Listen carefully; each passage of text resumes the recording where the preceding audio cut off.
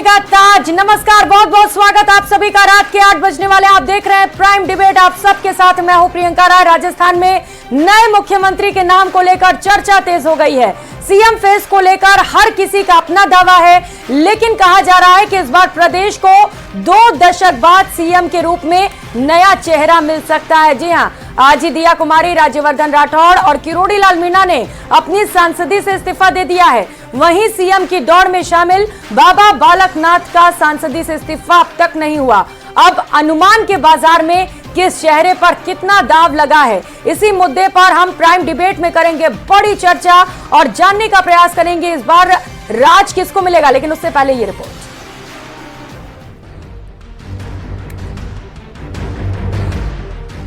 कई दावेदार, कौन सरदार? सीएम की रेस, कौन होगा नया फेस?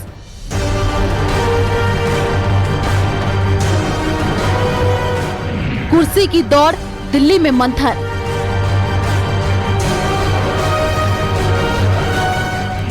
कई दावेदार, कौन पहनेगा ताज?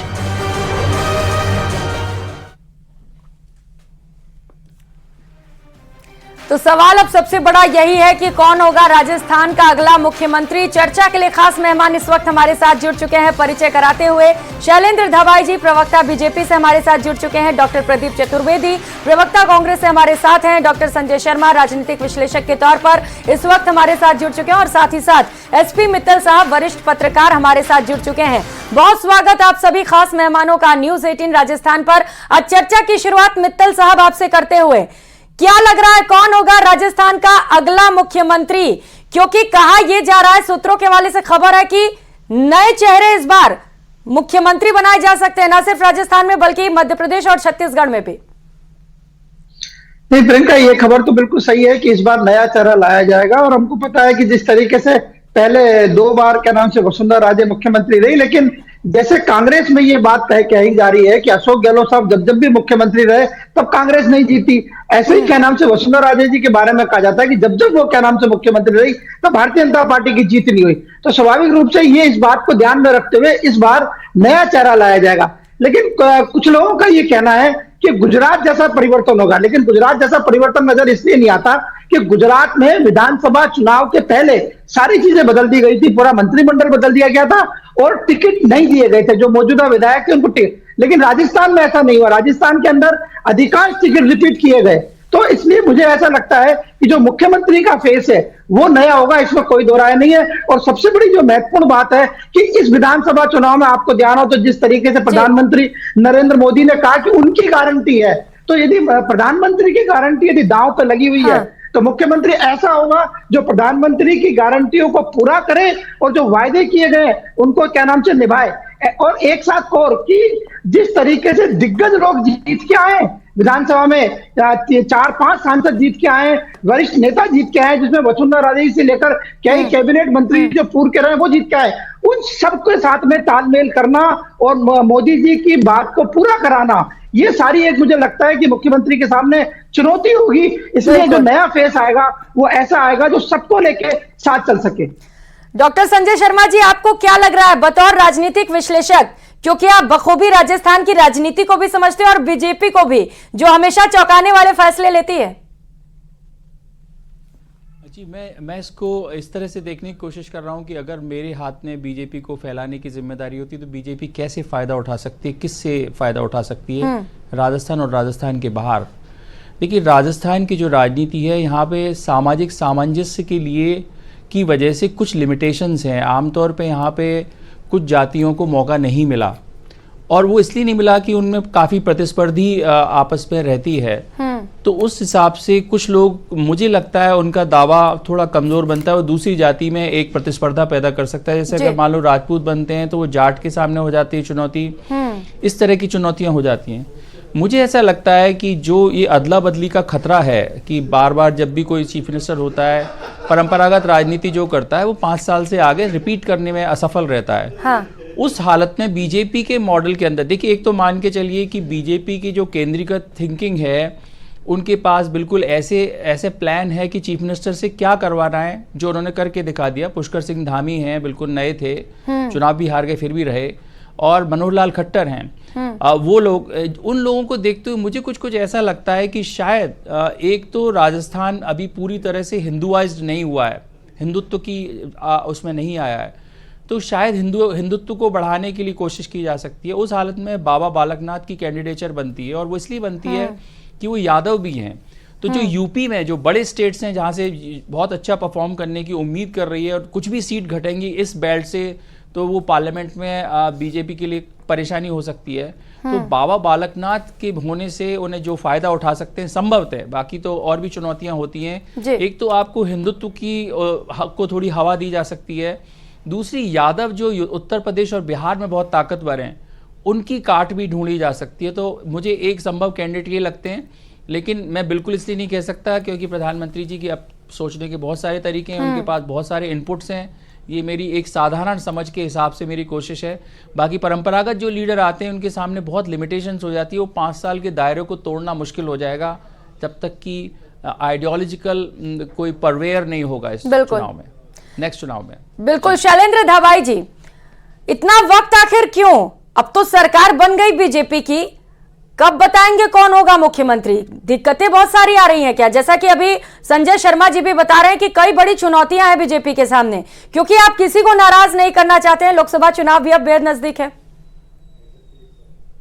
प्रियंका जी, ऐसी कोई बात नहीं है। आप देखिए, ये एक प्रक्रिया है और हम तीनों राज्यों में स्पष्ट बहुमत से, प्रचंड बहुमत से भारतीय जनता पार्टी की सरकारें बनी हैं। आप देखिए, स्टेटों का, राज्य का भविष्य हमको सुरक्षित करना है। किस तरह से उसका विकास हो सके, किस तरह से जन कल्याणकारी योजनाएं हम लोगों तक पहुंचा सकें, किस तरह से आम आदमी का जीवन स्तर ऊपर उठाया जा सके, जो हमारे अरे तो प्रक्रिया है, तो पहले बताइए तो कि मुख्यमंत्री होगा क्या, कौन होगा, कितना वक्त लगेगा इसमें धाबाई साहब? बिल्कुल वक्त नहीं लगेगा। आप देखिए, स्वाभाविक प्रक्रिया है प्रियंका जी। तीसरा दिन है आज, और आप देखेंगे 1-2 दिन में पर्यवेक्षक नियुक्त होंगे, विधायक दल की बैठक बुलाई जाएगी और उसमें सब स्पष्ट हो जाएगा। ये इसीलिए मैंने बताया कि ये राजस्थान के भविष्य का मामला है। राजस्थान को किस तरह से हमको, जो 5 साल कांग्रेस की गहलोत सरकार ने गड्ढे में डालने का काम किया है, जहां कानून व्यवस्था पूरी तरह से चौपट हो चुकी है और विकास ठप हो चुका है, उसी को मद्देनजर रखते हुए किस तरह से राजस्थान के भविष्य को सुरक्षित किया जाए, कानून व्यवस्था सुदृढ़ हो, किस तरह से यहां न्याय मिले, महिलाएं सुरक्षित हो, विकास हो, अत्याचार कम हो, युवाओं को रोजगार मिल सके, किसानों को अपने पर्याप्त बिजली और खाद मिल सके, और किस तरह से हम चाहते हैं कि राजस्थान का भविष्य और दूसरे राज्यों का भी, चाहे वो छत्तीसगढ़ हो, मध्य प्रदेश हो, किस तरह से सुरक्षित हो गए, आगे विकसित होता रहे। इसलिए अभी तीसरा प्रदीप चतुर्वेदी जी, बीजेपी तो लगातार यही कह रही है कि जो 5 सालों तक कुशासन की सरकार चली है, अब हमें लॉ एंड ऑर्डर ले आना, और इसी वजह से वक्त भी लग रहा है कि एक बढ़िया मुख्यमंत्री प्रदेश को दिया जाए। देखिए, ये विषय हालांकि हमारा नहीं है क्योंकि हम विपक्ष में हैं। हाँ। और जहां तक भाजपा की बात है, तो मेरा मानना यही है कि जो आपने बिंदु बात किया है उसमें एक बात तय है कि माननीय प्रधानमंत्री नरेंद्र मोदी और शाह की जो रणनीति है वो चुनावी मशीन की तरह काम करते हैं, और चुनाव ही उनकी प्राथमिकता है। देश का विकास होता रहेगा, लेकिन चुनावी प्रक्रिया में वो लोग 24/7 काम करते हैं। और मोदी जी का जो असली ध्येय है वो 6 महीने बाद जो लोकसभा के चुनाव होने जा रहे हैं वो उनका मुख्य ध्येय है। इसलिए वो ये राजनीतिक फैसला करेंगे कि राजनीतिक रूप से इन 6 महीनों में उनको, अगले 6 महीनों में लोकसभा के जो चुनाव होने वाले हैं उसमें किस तरह से राजस्थान की 25 सीटों को उनको वापस उनको मिले। इसलिए वो ऐसा नेतृत्व लेंगे जो 6 महीने तक इन चुनावों में लोकसभा की सीट दिला, क्योंकि लोकसभा में के चुनाव उनके लिए बहुत महत्वपूर्ण है और उनके लिए सबसे बड़ी प्रायोरिटी लोकसभा के चुनाव है। आप समझ लीजिए कि उनका ये पहला जो नियुक्ति होगी वो राजनीतिक रूप से उसी व्यक्ति की होगी जो उनको 25 सीटें राजनीतिक रूप से देने में सक्षम हो। बीजेपी तो लोकसभा चुनाव की तैयारियों में जुट गई है चतुर्वेदी साहब, ये बात तो आप भी मान रहे हैं। कांग्रेस जुट गई है क्या? क्योंकि सूखा पड़ा हुआ है कांग्रेस के लिए। जिस तरह से मैं आपसे कह रहा हूं कि मुख्य प्रधानमंत्री चुनाव लड़ते हैं, वो चुनावी प्रक्रिया की मशीन है, इसलिए उनकी 4 प्राथमिकताएं लोकसभा के चुनाव में कि एक तो वो, जहां तक बात है आदिवासी वोट, ये ओबीसी जो वोट बैंक है, या आप समझिए कि ये जो वोट है, इसकी जो सीटें हैं वो देश में सबसे बड़ा भाग अब उसी का है। तो आप समझ लीजिए कि मध्य प्रदेश, छत्तीसगढ़, राजस्थान में 53 सीटें हैं आदिवासियों की।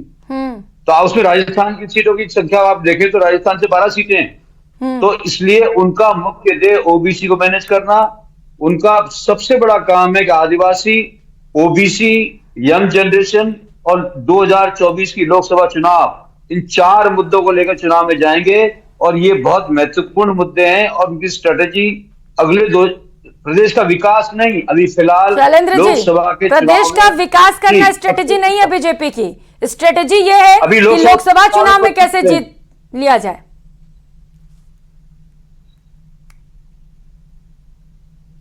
शैलेंद्र जी,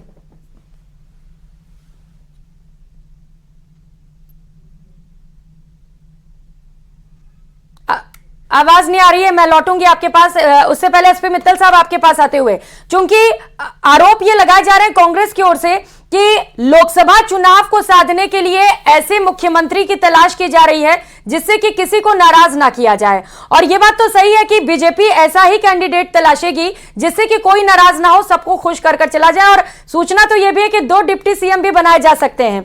तो आपको क्या लग रहा है, कौन है रेस में सबसे आगे इस वक्त?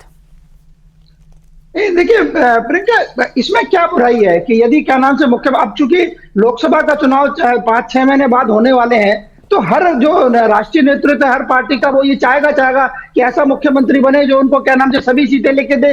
इसमें मुझे लगता है इसमें तो कोई मतलब गलत बात है नहीं। आज कांग्रेस के अंदर भी यदि होगा तो ये जो विपक्ष का जो नेता बनेगा और जो कांग्रेस विधायक दल का नेता होगा, उसमें भी ये दायित्व होगा कि क्या नाम से वो लोकसभा की कुछ सीटें यहाँ से दिलाए। ये बात अलग है। लेकिन प्रदीप चतुर्वेदी ने जो कहा उसका मैं जवाब देना चाहता हूं कि आप देखिए कि जो 2018 में जब चुनाव हुआ था तो क्या नाम से अशोक गहलोत साहब मुख्यमंत्री थे और उनके नेतृत्व में कांग्रेस ने चुनाव लड़ा लोकसभा का, लेकिन 25 की 25 सीटें भारतीय जनता पार्टी ने जीती। तो इसमें कोई, मुझे लगता नहीं है कि कोई रणनीति ऐसी बनाई जा रही हो जिसके अंदर लोकसभा चुनाव को ध्यान में रखा जाता हो। लेकिन ये बात सही है कि राजस्थान, मध्य प्रदेश और छत्तीसगढ़ में जो हालात हैं, जो अभी भारतीय जनता पार्टी ने जिस तरीके चुनाव जीत की है, तो उसमें मध्य प्रदेश और छत्तीसगढ़ ये अलग बात है, लेकिन राजस्थान को मैं अलग नजरिए से देखना चाहता हूं। आप देखो, तीनों राज्यों के मुख्यमंत्री की घोषणा एक साथ होगी, इसमें कोई दो राय नहीं है। लेकिन राजस्थान का संदर्भ इसलिए अलग है, प्रियंका जी आपने देखा हो कि जब 3 तारीख को रिजल्ट आए तो 4 तारीख को क्या नाम से वसुंधरा राजे जी के निवास पर जिस तरीके से विधायकों ने अपनी उपस्थिति दर्ज कराई, फोन कर करके उनको बुलाया गया, तो ऐसा किसी राज्य में नहीं हुआ। छत्तीसगढ़ में नहीं हुआ, मध्य प्रदेश में नहीं हुआ। वहां के सारे नेताओं ने एक साथ कहा कि जो हाईकमान फैसला करेगा उसको हम मंजूर करेंगे। लेकिन राजस्थान में ये स्थिति हमको देखने को नहीं मिली। तो मुझे लगता है कि जो राजस्थान का मुख्यमंत्री का जो चयन होगा उसमें इस बात को भी ध्यान रखा जाएगा। और जिस तरीके से नाम सामने आए उसमें मैं नाम एक और जोड़ना चाहता हूं, वह है रेल मंत्री अश्विनी वैष्णव। मुझे लगता है कि उनके नाम पर भी गंभीरता से विचार किया जा रहा है। ये बड़ी जानकारी आप दे रहे हैं कि अश्विनी वैष्णव के नाम पर भी चर्चा की जा रही है। संजय शर्मा जी, इस बात को जरा और आगे बढ़ाते हुए, क्योंकि जो डिनर डिप्लोमेसी की गई उससे भी कई सारे सवाल उठ रहे हैं। सवाल यह है कि अगर नए चेहरे का ऐलान होगा तो क्या वसुंधरा राजे को दरकिनार कर सकती है बीजेपी? देखिए, मैं ऐसा मानता हूं कि जो भी मुख्यमंत्री बनेगा उसमें बहुत बड़ा राजनीतिक कौशल होने की जरूरत है। राजस्थान सबसे मुश्किल स्टेट होने वाला है बीजेपी के लिए। उसका कारण ये 2 बड़ी चुनौती हैं। एक तो वसुंधरा राजे हैं, वो आज भी पॉपुलर लीडर हैं और उनके पास एमएलएज हैं। हालांकि बीजेपी में अनुशासन रहता है, लेकिन फिर भी वसुंधरा राजे को देखते हुए जितनी संख्या उनके पास है, जब तक कोई ऐसा मुख्यमंत्री नहीं होगा जो उनके साथ संतुलन बना सके, तो वो चुनौती बनी रहेगी। दूसरी बात एक और है कि राजस्थान ने जिस तरह से जो वेलफेयर स्कीम्स घोषित किए हैं, उनकी बजट की चुनौतियां बड़ी हो सकती हैं। तो अगर कोई व्यक्ति ऐसा होता है जो इस संतुलन को, जो राजनीति और प्रशासन के संतुलन को नहीं समझता है, तो बहुत शार्प एज पे उसको चलना पड़ेगा। क्योंकि एक तरफ तो पार्टी के अंदर से प्रेशर होगा वसुंधरा राजे की तरफ से, जो भी मुख्यमंत्री होगा, दूसरी तरफ से उन्हें परफॉर्म करना पड़ेगा और पार्लियामेंट से पहले परेशानी खड़ी हो सकती है, उन्हें पूरा करना होगा। बल्कि एक और बड़ा चैलेंज ये भी कि इस बार बीजेपी के सामने रिवाज बदलने की चुनौती होगी अगले विधानसभा चुनाव में।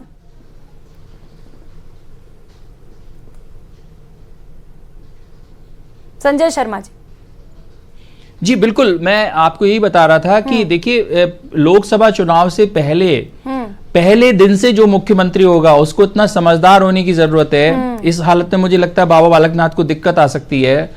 जिसको समझ हो कि जो कल्याणकारी नीति घोषित कर रखी है बीजेपी ने और जो पहले से कांग्रेस ने चला रखी है उनको कैसे चलाए, और राजनीतिक कौशल इस बात का होना चाहिए कि वो वसुंधरा राजे को कैसे सम्मानजनक स्थिति में बांधे रखे, बिल्कुल, और उसके साथ उसे लोकसभा चुनाव। तो जो राजस्थान का लीडर होगा फ्यूचर का बड़ा लीडर इस तपस्या से निकलेगा।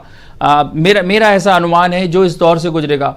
मैं कई बार मेरी एक गलतफहमी हो सकती है, जो प्रशासनिक अधिकारी होते हैं वो राजनीतिक मामलों में कमजोर होते हैं, वो डिलीवर कर देंगे। लेकिन जैसे अश्विनी वैष्णव जी का नाम है, तो मुझे उनके राजनीतिक कौशल का पता नहीं, लेकिन उनको राजनीति हैंडल करना बहुत मुश्किल हो जाएगा, ऐसा देखा गया है। हाँ। गजेंद्र सिंह शेखावत जी हैं, वो दूसरी वजह से मैं एक तरफ से नहीं मानता हूं, लेकिन एक तरफ से क्लेम मानता हूं, वो एक ट्रेनिंग से गुजरे हैं, आरएसएस, एबीवीपी, उनमें हो सकता है वो कौशल हो। तो इस तरह के किसी आपको मैच्योर आदमी को जो सारे ग्रुप को साथ में ले सके, जिसकी एक व्यापक आर्थिक समझ हो और ब्यूरोक्रेसी पे जो कंट्रोल कर सके, क्योंकि हमने देखा ऐसा नहीं है कि बीजेपी के राज्यों में गड़बड़ नहीं हुई। आप देखिए हरियाणा में खट्टर साहब बने और उन्हें बड़ी चुनौतियां आई, जबकि क्योंकि वो पॉपुलर उनके साथ लोग नहीं थे, तो वो चुनौतियां उनके सामने रहीं। तो अब राजस्थान बहुत ही इंटरेस्टिंग केस है, वो मध्य प्रदेश और छत्तीसगढ़ से अलग हो सकता है। बिल्कुल, चूंकि राजस्थान में जो भी सीएम बनेगा उसके कंधे पर कई बड़ी जिम्मेदारियां, और यही वजह है कि बड़ा सोच विचार किया जा रहा है। बैठकों का दौर भी लगातार जारी। से पहले भी हमने जो तस्वीरें आपको दिखाई, खबर दिखाई कि दिल्ली में बैठक चल रही थी, प्रधानमंत्री खुद इस बैठक में शामिल थे, गृह मंत्री अमित शाह भी मौजूद थे। लेकिन शैलेंद्र धवाई जी, आप तो कह रहे हैं कि इसलिए वक्त लग रहा है क्योंकि 5 सालों से जो दिक्कतें चली आ रही थी उन्हें खत्म करना है, लेकिन प्रदीप जी तो कह रहे हैं कि उससे आपको कोई मतलब नहीं है, डेवलपमेंट पर कोई फोकस नहीं है।